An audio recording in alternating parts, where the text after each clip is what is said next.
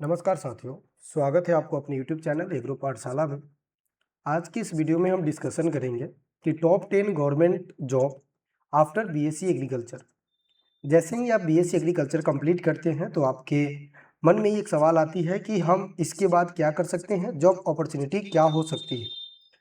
देखो, अगर हम बीएससी कंप्लीट करते हैं ना तो हमारे पास दो रास्ते होते हैं। एक हायर स्टडी के लिए हम जा सकते हैं, दूसरा जो हमारे पास रास्ता होता है वो होता है जॉब के लिए जा सकते हैं।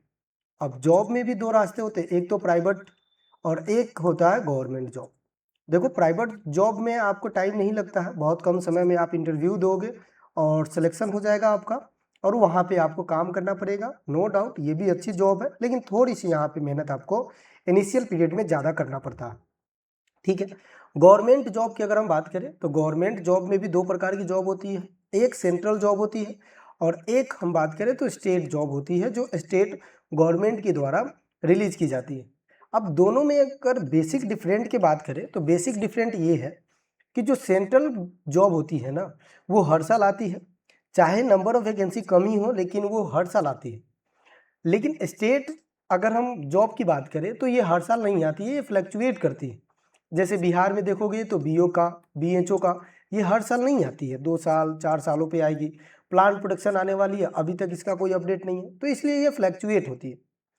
दूसरी जो इसका एडवांटेज है स्टेट का, वो ये है कि नंबर ऑफ स्टूडेंट यहाँ कम होते हैं, बट अगर आप सेंट्रल में जाते हैं तो नंबर ऑफ स्टूडेंट ज़्यादा होता है। डैट मीन्स यहाँ पे कंपटीशन आपको ज़्यादा देखने को मिलता है। तो आज का जो हमारा सेशन रहने वाला है, इस सेशन में सिर्फ हम सेंट्रल जॉब के बारे में बात करेंगे।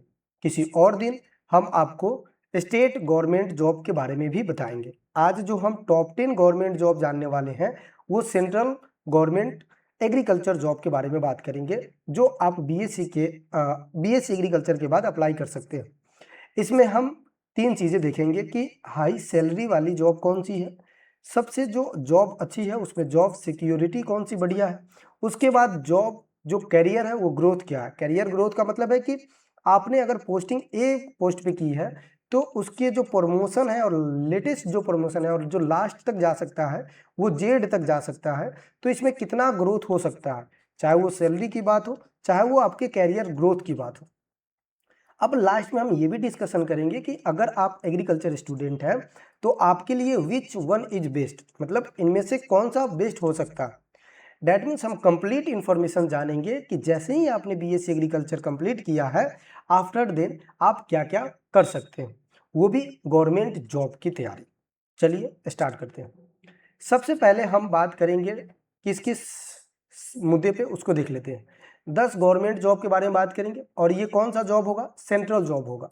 कब? After BSc agriculture. Best career option agriculture student 2026 और 27 को देखते हैं। जो भी स्टूडेंट जिनका ग्रेजुएशन 2026 में कंप्लीट हुआ या 2027 में होने वाली है, तो 2027 और 26 को लेकर कौन कौन सी वैकेंसी आने वाली है और किस किस वैकेंसी पे आप टारगेट कर सकते हो और उसकी प्रिपरेशन कैसे करोगे और कहाँ से करोगे, ये सारी चीज़ें हम इसमें देखने वाले हैं।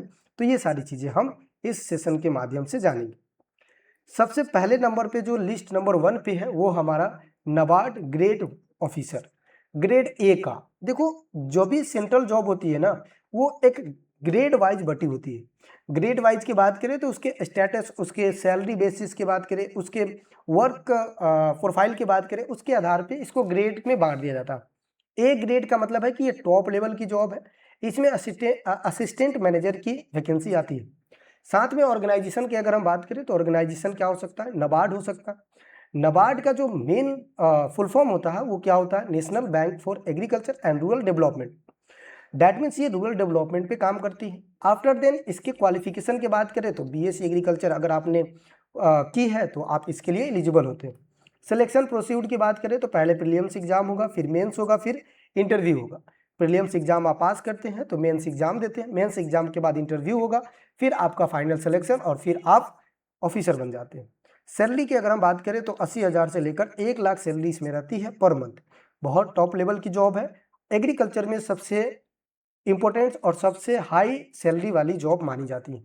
वर्क प्रोफाइल की बात करें तो जैसे ही नाबार्ड के बारे में आप जानते हैं कि भाई ये एक एग्रीकल्चर का सबसे बड़ा बैंक है, आरबीआई ऑफ एग्रीकल्चर इसको कहते हैं। ये छोटे छोटे बैंक जैसे कि आरआरबी इसको लोन प्रोवाइड कराता है, और मेन जो मकसद होता है वो रूरल डेवलपमेंट का होता है। तो ऑब्वियसली बात है, जो वर्क होगा वो रूरल डेवलपमेंट और एग्रीकल्चर जो फार्मर है उसको फाइनेंशियली सपोर्ट प्रोवाइड करना। लेवल क्या होगा, तो ऑफिसर, ये ग्रुप 1 की जॉब है। ठीक है, लिस्ट नंबर 1 हमारा क्या है, नाबार्ड है, याद रखेंगे। किसी दिन हम इंडिविजुअली डिस्कशन करेंगे कि नाबार्ड की तैयारी अगर आपको करनी है तो कैसे करनी है। अगर आप चाहते हैं कि कोई भी जो भी वैकेंसी के बारे में बताया जा रहा है उसके बारे में डिटेल एक्सप्लेनेशन चाहते हैं, तो आप कमेंट बॉक्स में लिख देंगे, हम आपको डिटेल्स वीडियोस के माध्यम से वो चीज़ें बता देंगे। दूसरे नंबर पे जो आते हैं आईबीपीएस, आईबीपीएस के बारे में अगर बात करें तो इसकी एक पोस्टिंग आती है एसओ का, जिसको हम कहते हैं एग्रीकल्चर फील्ड ऑफिसर। एसओ का मतलब होता है स्पेशलिस्ट ऑफिसर, स्पेशलिस्ट मतलब किसी भी फील्ड का स्पेशलाइजेशन, जैसे कि एग्रीकल्चर फील्ड ऑफिसर। ऑर्गेनाइजेशन की बात करें तो पब्लिक सेक्टर बैंक के द्वारा ये एग्जाम कंडक्ट कराई जाती है। क्वालिफिकेशन की बात करें तो बीएससी एग्रीकल्चर अगर आपने कंप्लीट की है तो आप इस एग्जाम को दे सकते हो। सिलेक्शन प्रोसीड्यूर की बात करें तो इसमें भी पहले प्रीलिम्स होगा, मेंस होगा और इंटरव्यू होगा। सैलरी की बात करते हैं, इनिशियल 55,000 होगा और 70,000 तक ये इनिशियली सैलरी आपको मिलती है।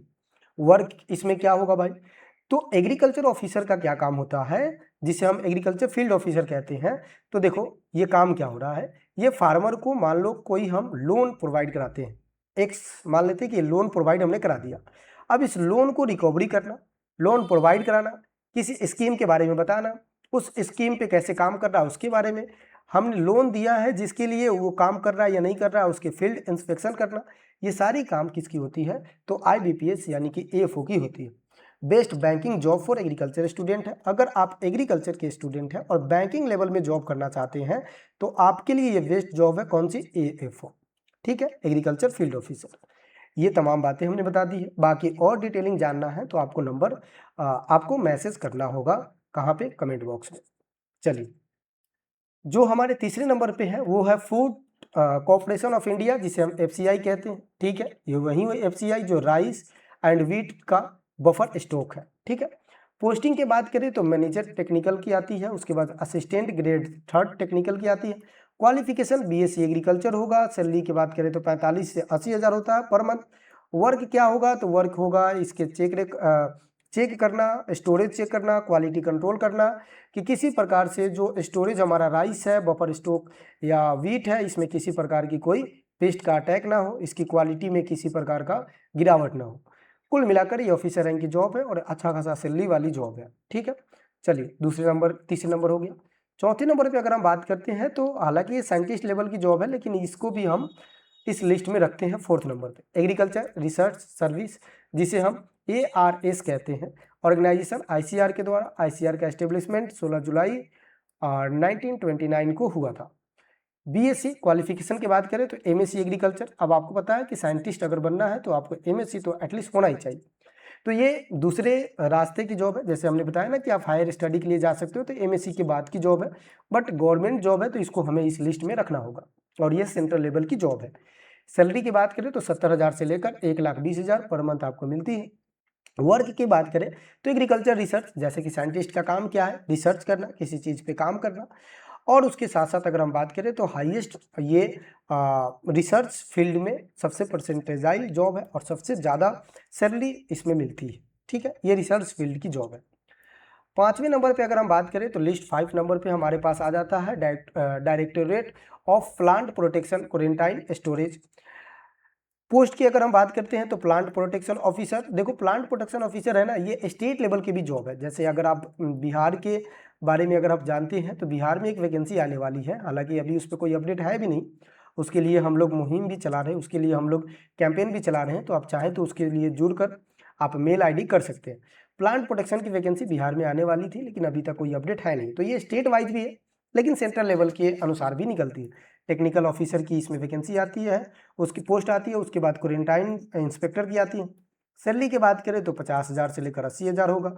जैसे कि ये खुद ही बता रहा है कि क्वारंटाइन करना, स्टोरेज करना, तो इसमें क्या काम होगा, पेस्ट मैनेजमेंट तथा क्वारंटाइन का काम होगा। ये 5वें नंबर की हमारी जॉब है। लिस्ट 6 नंबर पे क्या आता है भाई, कॉटन कॉर्पोरेशन ऑफ इंडिया, जिसे हम CCI कहते हैं, और ये अभी भी आई हुई है। और CCI की बात करें तो इसमें पोस्ट मैनेजमेंट ट्रेनिंग का आता है, जूनियर कमर्शियल एग्जीक्यूटिव का आता है। देखो मैनेजमेंट ट्रेनिंग में है ना, इसमें MBA मांगा जाता है। ठीक है, MBM, ठीक है, याद रखेंगे, एग्रीकल्चर बिजनेस मैनेजमेंट। लेकिन जो एग्रीकल्चर वाले स्टूडेंट है, जैसे कि बीएससी एग्रीकल्चर जिन्होंने किया है, तो उनके लिए जो जॉब होता है वो होता है GCE, G for junior, C for commercial और E for executive. That means junior commercial executive की वैकेंसी देखने को मिलती है, हालांकि अभी आई हुई भी है। क्वालिफिकेशन की बात करें तो बीएससी एग्रीकल्चर के बाद आप इसको अप्लाई कर सकते हैं। सैलरी की बात करते हैं तो 40,000 से लेकर 70,000 पर मंथ इसमें सैलरी रहेगा। वर्क एक्सपीरियंस की बात कर वर्क प्रोफाइल के बारे में बात करें तो कॉटन, जैसे कि नाम में ही लिखा हुआ है कॉटन कॉर्पोरेशन ऑफ इंडिया, तो कॉटन को चेक करना, क्वालिटी को चेक करना, किसी प्रकार के कॉटन में कोई दिक्कत नहीं आनी चाहिए, इसको वेरिफिकेशन करना, इसके इंस्पेक्शन करना और उसके साथ साथ इसकी पूरी वेरिफिकेशन करना, क्या कहलाएगा, कॉटन कॉर्पोरेशन ऑफ इंडिया का वर्क प्रोफाइल कहलाएगा। 7th नंबर पे अगर हम बात करें तो 7 नंबर पे हमारे पास क्या है, नेशनल सीड कॉर्पोरेशन यानी कि NACL जिसे कहते हैं, national seed corporation of limited of India. Post की बात करें तो मैनेजमेंट ट्रेनिंग का आता है, एग्रीकल्चर के लिए ट्रेनिंग के लिए आता है। सैलरी की बात करें तो 40,000 से लेकर 70,000 होता है। वर्क क्या होगा तो सीड प्रोडक्शन, जैसे आप देखते हैं कि पहले न्यूक्लियर सीड बनता है, ब्रीडर सीड बनता है, उसके बाद रजिस्टर्ड, उसके बाद सर्टिस्फाइड, उसके बाद फाउंडेशन, फिर इसी तरह से जो स्ट्रक्चर वाइज बनता है, ये काम कौन करेगा तो national seed corporation of India करता है। ठीक है, ये याद रखिए, national seed corporation of India limited. अब आते हैं 8 नंबर पे। 8 नंबर पे क्या है भाई, 8 नंबर पे है FSSAI। कई लोग इसको फसाई के नाम से भी जानते हैं, बट फसाई प्रोनाउंसिएशन सही नहीं होगा, बट ठीक है, बोलने के लिए हम बोल सकते हैं फसाई, लेकिन इसका सही जो उच्चारण होगा वो क्या होगा, FSSAI यानी कि FSSAI, food safety and standard authority of India. देखो ये टेक्निकल ऑफिसर की जॉब निकालती है, उसके साथ साथ जो सबसे इंपॉर्टेंट है वो है FSO यानी कि फूड सेफ्टी ऑफिसर। उसके बाद अगर बात करें तो ये स्टेट लेवल में भी आती है, जैसे कि यूपी में अभी आने वाली है, उस UPSC के माध्यम से आई हुई है, सॉरी UPPCS के माध्यम से। राजस्थान में भी बात चल रही है, बिहार में भी बात चल रही है इसकी, तो ये स्टेट लेवल की आती है और सेंट्रल लेवल के भी आती है। सैलरी की बात करें तो 55,000 से लेकर 85,000 पर मंथ मिलती है। वर्क क्या होगा, देखो FSSAI का अगर वर्क प्रोफाइल की बात करें ना, तो इसका वर्क प्रोफाइल होता है क्या, जैसे आप कहीं रेस्टोरेंट वगैरह में खाना खाने जाते हो तो वहाँ पे देखोगे ना, तो इनके पास एक सर्टिफिकेशन सर्टिफिकेट होते हैं, उस ऑनर के पास एक सर्टिफिकेट होते हैं, जो आप जहाँ पे बैठते हो ना खाना खाने, उनके सामने लगा हुआ रहता है कि आप उसको देख सकते हो कि हाँ हम जिस रेस्टोरेंट में खाना खाने जा रहे हैं उसमें क्या है, FSSAI से ये मान्यता प्राप्त है, इनको दिया गया है कि भाई आपके पास किसी भी प्रकार की क्वालिटी से कंप्रोमाइज नहीं किया जाता। हालांकि सच्चाई क्या है आप सब जानते हैं, और खाना खाने के समय ये चीज़ें नहीं देखते हैं, ये चीज़ें कहने वाली बातें हैं, बट कोई नहीं, ये हमें जानना था कि इसका वर्क क्या है, तो वर्क ये है फूड क्वालिटी एंड सेफ्टी का। ठीक है, अगले चीज़ समझते हैं। अगला क्या है हमारे पास, अगला ये है सेंट्रल वेयर हाउसिंग कॉर्पोरेशन। इसके बारे में भी हम बात करेंगे, और ये भी जॉब निकालती है, सेंट्रल लेवल की जॉब है। इसमें क्या होता है, जैसे कि ये काम करता है किसकी तरह, ये काम करता है FCI की तरह। FCI और इसमें क्या अंतर है, FCI इसमें अंतर ये है कि FCI में राइस एंड व्हीट का ही सिर्फ स्टोरेज होता है।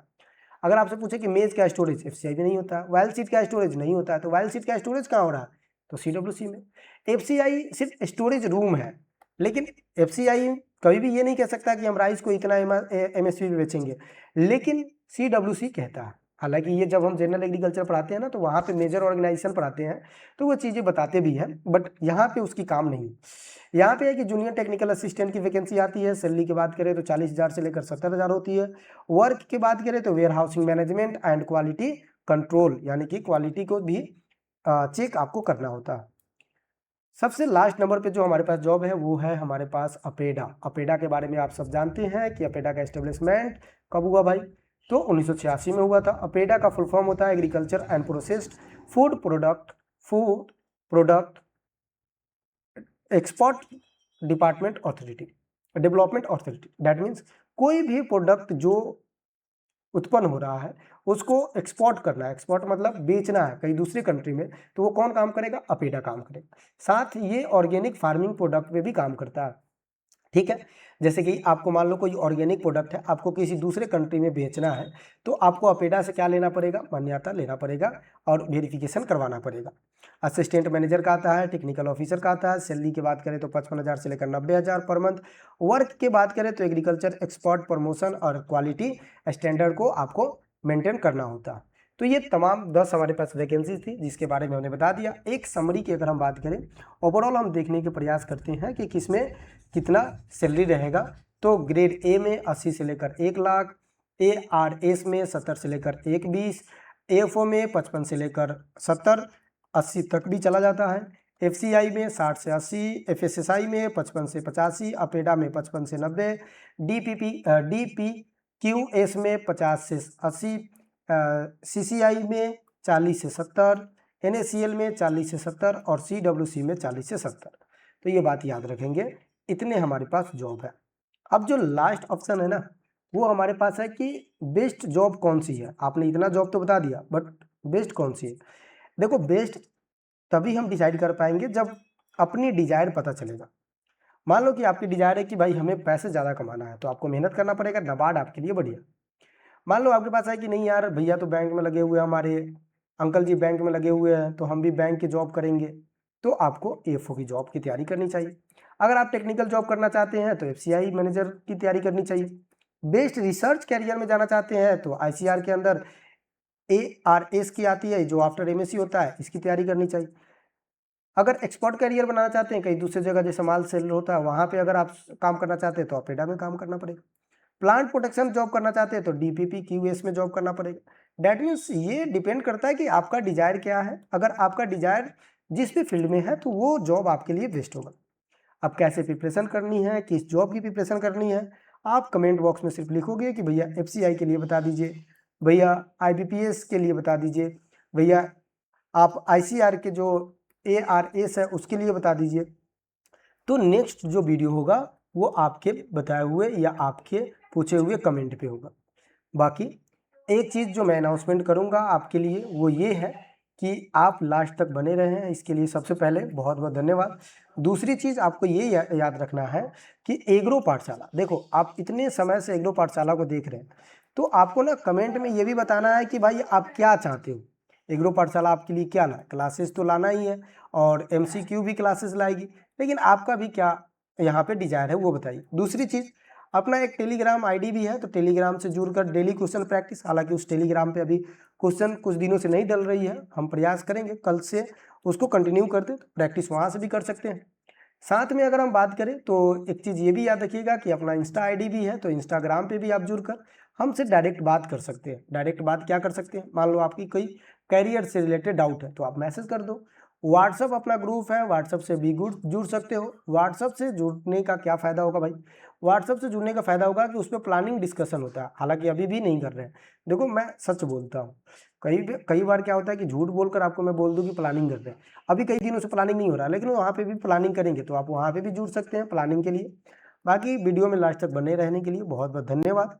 हम फिर अगले टॉपिक में, अगले वीडियो में अगले टॉपिक पे डिस्कशन करें। टॉपिक आप डिसाइड करोगे, डिस्कशन हम डिसाइड करेंगे। धन्यवाद, बहुत बहुत धन्यवाद। मस्त रहिए, स्वस्थ रहिए, पढ़ते रहिए। जय हिंद, जय भारत।